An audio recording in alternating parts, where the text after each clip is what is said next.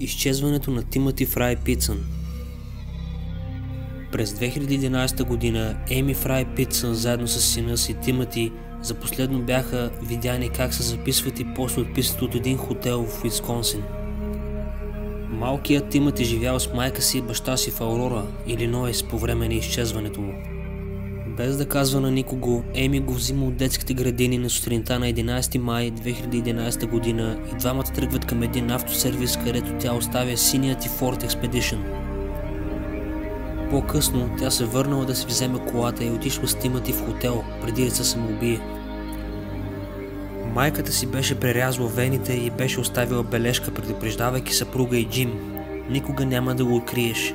Не мога да позволя на Джим да нарани Тим заради моите избори, така че съм го отвела някъде в безопасност." Еми се държала доста странно преди случката с отвличането и според някой тя може да е участвала в култ.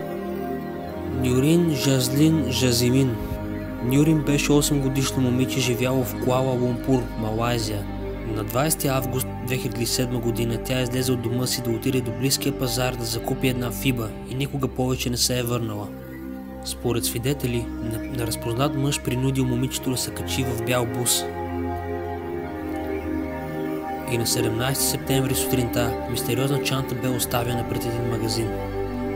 Съдържанието на тази чанта бе мъртвото тяло на Нюрин. След като властите проверили записите от видеонаблюдението в района, те видяли мотоциклетист, който оставя чантата с тялото на Нюрин. Кадрите също така показали още една жена да се качва в буса, но качеството на видеозаписите бе прекалено ниско, за да бъде в полза.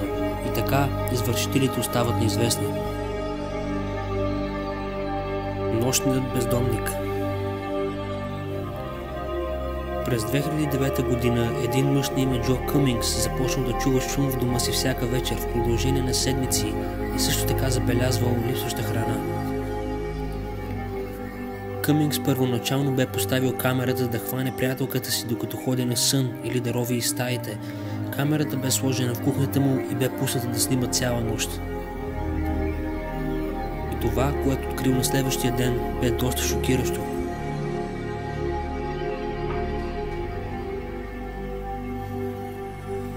Видеото започва с жена, промъкваща се в къщата. Жената започва да рови в хладилника за храна и дори уринира в мивката. В един момент Къмингс се събужда през нощта да си вземе нещо за пиене и жената веднага се скрива зад канапето.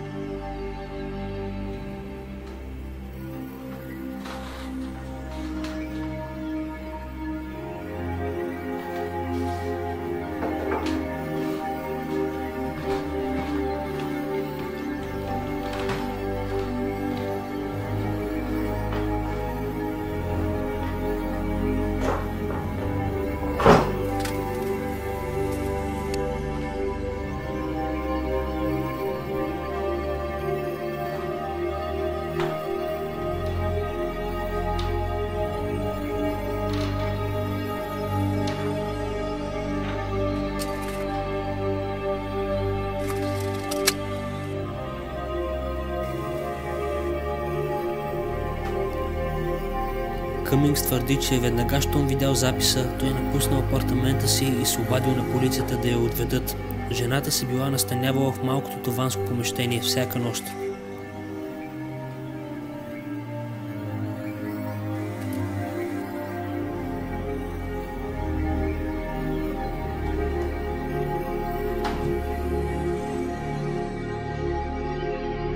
Стая 209. Камери за видеонаблюдение в Уингейт, хотела в Илиной, заснеха това явление през 14 септември 2003 година. Според управителя на хотела, хората започнали да се оплавкат от силен шум, идващ от втория етаж, стая 209. И ето какво се случва на записите.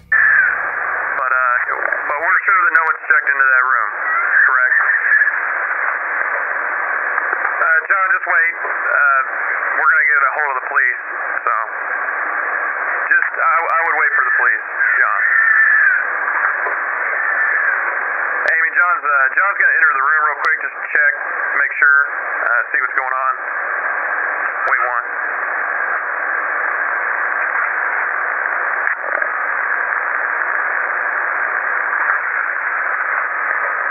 John? John, are you there? Okay, Amy, John wants you to call the police right now if you don't mind. He says no one's in there, but that all of the furniture's been turned upside down and the hold on.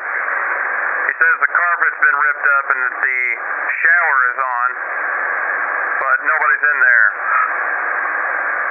Man, that's scary. I'm officially freaked out now. Смъртта на Елиса Лам. Елиса Лам беше млада студентка, която беше изчезнала безследно. На видеозаписа виждаме последните няколко минути или може би часове от живота й в хотела в Сесил, държейки се странно, като излиза и влиза отново в асансьора, говори с някого, последвано от натискане на множество бутони.